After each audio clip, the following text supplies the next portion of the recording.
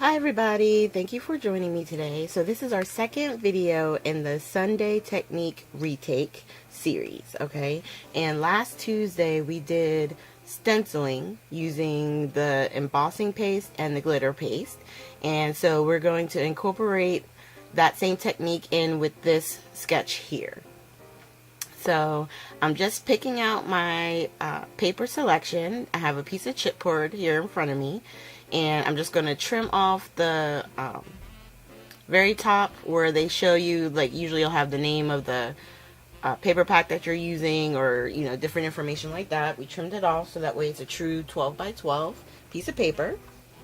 And we're actually using the Ultimate Crafts Season's Greetings.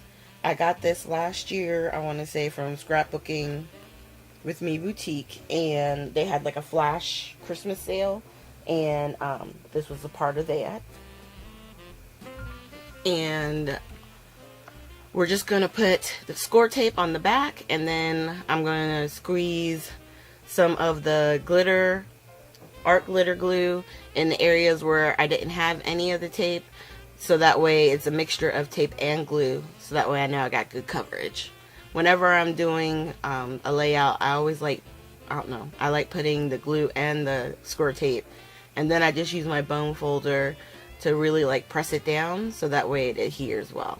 Alright.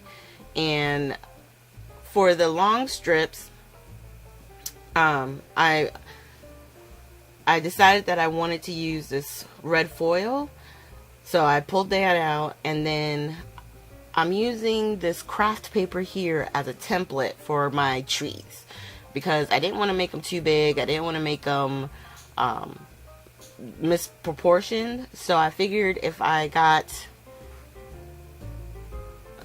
you know, like a little template, something very easy, so I could figure out how tall I wanted it, if it was going to take up too much of the page, you know, just lay it out. It just helps. I don't know exact sizes. I never do. And a lot of times I'll cut it out, and if I put it down and it's too big, then I go to a smaller size and I keep going until I know exactly where, you know, I want it to go. Or sometimes you cut it once and it's perfect size. You know what I mean? It's all about, if you're not sure, do like I'm doing, create a template. That way you can cut it, trim it, do all you want to do, just to make sure that everything's going to work out and fit. So once I cut out the templates, I realized I wanted to lay out my foil pieces, because in relation to the sketch, I wanted to make sure that the trees weren't too big. And I know once I'm finished, like my proportions are a little bit off, only because I don't have a lot of horizontal pictures. So I'm gonna make this work for me, and it's gonna have basically the similarities of the sketch, and it's gonna have a tone, the same tone that the sketch provided, but you can feel free to change stuff up and make stuff work for you. So I love double-sided papers. If you guys have double-sided papers, they do a lot of the work for you. Meaning, I want my trees to each have a different look, but I'm using only one paper. And what I'm doing is, the smaller one, which is behind, I'm using the darker side of the paper, the pattern paper. And on the bigger one, I'm going to use the lighter side, which is the striped side. So that's how they're going to lay on the actual sketch. And before I do that, I wanted to just go around the edges, only because I cut those using the Tim Holtz shears, and I didn't want my cutting to stand out, so I just toned it down using that. And then I'm just going to cut off, because these were 1 inch by 12 inch strips, and I just cut off about 1.25 inches off, so that way it would lay the way I was envisioning on the card itself. Now with this one, I am going to go ahead and put down our foil strips, and then I'm going to put down the triangles or the trees. And what I'm going to do with those is once they're all attached, then we're going to get out our stencil and have fun with using some of the glimmer paste. And of course, I ran out of ATG. It always makes me laugh whenever I'm doing the videos. I'm like, of course. I'm like, why don't I ever check that before I start the video? I don't know. I guess hindsight's always 20/20, right? Alright, so once I got that put back together, go ahead and get this finished being taped up. And then we're going to go ahead and do the same thing with the triangles. Or our Christmas trees.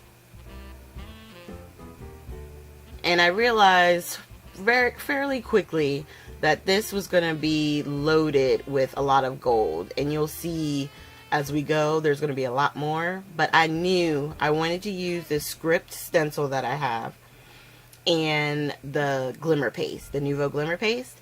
So with the colors that we have, I decided that I wanted to do the gold. Because I want you to be able to see the wording, but I didn't want it to overpower the, what am I trying to say, the layout itself. But I am going to put it in more places than just where they have it in the photo. So I did the whole square there. I'm going to do part of it up here in the top right, and then a little bit more in the bottom left. I know it's hard for you guys to see there, but I just wanted to get those 3 areas. Now, in the middle of this break here, now that we're working on the title and snowflakes, I did clean my stencil and my palette knife because it's important that you clean them right away. Now for the title and the snowflakes, we're just pressing it into the VersaFine ink, Versamark ink, and then putting them straight into our embossing powder. And this embossing powder I'm using is the Ranger's Super Fine Detailed Gold. And I like this gold because it's, once you heat it up, it's very smooth. And if you ever do embossing and it looks like it's extra bumpy or anything like that, just tap it with the Versamark again, put it into the embossing powder and heat it up, and the layers of the embossing powder will eventually make it very smooth, and it'll look really nice. For what I was doing here, I was good. If it had a little bit of you know, those little bumps and stuff like that, it really wasn't bothering me because I knew the snowflakes were going to be basically like little accents. We're just going to do the last 2. And these are little chipboard pieces. I'm going to try and, oh, I put it away. The chipboard, I want to say it was a Do Craft, and you got 9 different snowflakes. They're all the same size, but you just get 9 different ones. And then you can see here, I'm just heating it up, and I'm using the new Tonic Essential Craft Mat. It's 14 by 14.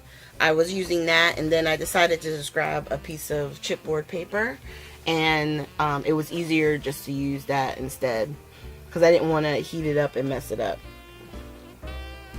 Alright, so those are all our snowflakes and the word believe. So I'm just going to pick those up and move them to the side. And now we're going to start putting everything together. I've trimmed down my photo to be 3 3/4 by, I want to say this is like 4 inches. And then my 2 tree ones, I did the same. I want to say it was 3 3/4 by 1 inch. It might be just slightly bigger than the 1 inch. But you can see what I was saying, like my pictures don't necessarily go the same direction that they have in the sketch, but I'm making it work and still using the 3 photos. Alright, so now I'm going to start laying down. Because we put down the glimmer paste, I'm going to use foam tape to attach the photo. And we're just going to peel off the backing. And on the left side there, I put a bunch of string just to give a little bit of an accent. You know, on camera you can't really see it. It's not like it's standing out greatly, but what I wanted it to do is, like, in person, it just gives it a little bit of whimsy over on the side.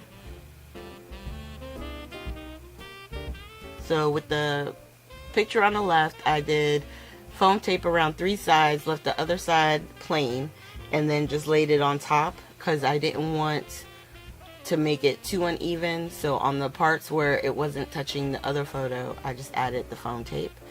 And then this one, the second one, I'm going to put it all the way down in the middle, just leaving a little bit of edge because it was only going to cross over the photo just a little. And then we're going to finish attaching our snowflakes. And then one of them, I think it's this one right here, right below the main picture. I'm going to wind up moving that snowflake only because I forgot that I also had flowers that I wanted to put down. And I had one very particular that I wanted to put there, and I wanted to make sure I had room for it. And the other thing that I do too, I did it off camera. I laid it out and figured out exactly where I wanted everything to go, and then I took a picture of it, and that picture I have on my phone to my side so that way I can remember basically how the setup was that I really, you know, that I liked and I wanted to create again.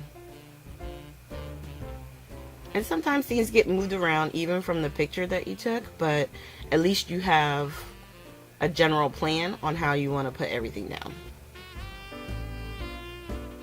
And I'm just using some of the fabric, was it fabric tack? No, the 3-in-1 glue for putting down the flowers. It gives you a little bit of time to be able to move them around before it adheres, but once it adheres, it's strong. And on the snowflakes, I'm just using the art glitter glue because I like the nozzle that it has. It's nice and thin, so you can get on those little bits of the snowflakes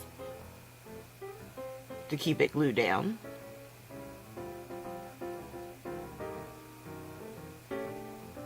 And then on this one, the last snowflake right here, I'm going to put to the side because I want to attach the flowers first.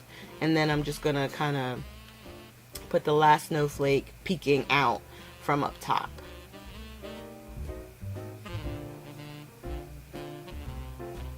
There we go. Alright, and then for the title, normally I would just put it straight down on the project, but I realized it was blending in because of the gold that's in the paper pattern, you know, in the paper itself. So I put it on a piece of black paper, attached some foam tape, and put it above. And then I was thinking I wanted to do something else, and I've been seeing in I want to say the one lady, her name is Heather Thompson. In her videos, she always uses, it looks like a watercolor pencil, and she goes around some of her images with the water brush or a paintbrush and gives it a little bit of like an added shadow or dimension. So this is what I'm doing right here. I just took a black Inktense pencil that I have, and I wet it up with using the water brush, just to give, like I said, those added areas, the title, to give it a little bit of a pop around it since it's kind of off by itself. And I probably could have gone a little heavy, you know, done a little bit more, but since this was my first time trying it, I just wanted to do a little bit and see if I liked it. I didn't want to totally mess it up if I didn't do it right, you know. Okay, so here I'm covering up the photos, and I'm going to do some white splatter, and I'm just going to use the Copic white, and I just scoop a little bit out onto one of my acrylic blocks, and I always do a little spritz of water just to get it moving around, thin it out a little bit, and then we do our flicks. And I'm actually going to, once I get close to being done, I put a little bit more water and continue flicking, so that way there's different levels of the white ink. And I wound up smearing one of them, but I didn't mind right there. I don't know if you saw it with my finger. But I think it turned out really cute. And at the end here, I got the close-up photos, so you can see all the details up close, the stencil work that we did. It's just, even though, like I said, it's got a lot of sparkle and shine, it's still nice and subtle. So thank you guys so much for joining me. Make sure that you hit the like, subscribe, and share button. And at the very end, I will have links to last week's retake video and probably a previous color video that we've done before. And if you haven't subscribed, like I said before, just click on my photo and you'll be alerted whenever I upload new content. Thank you guys so much and have a great day.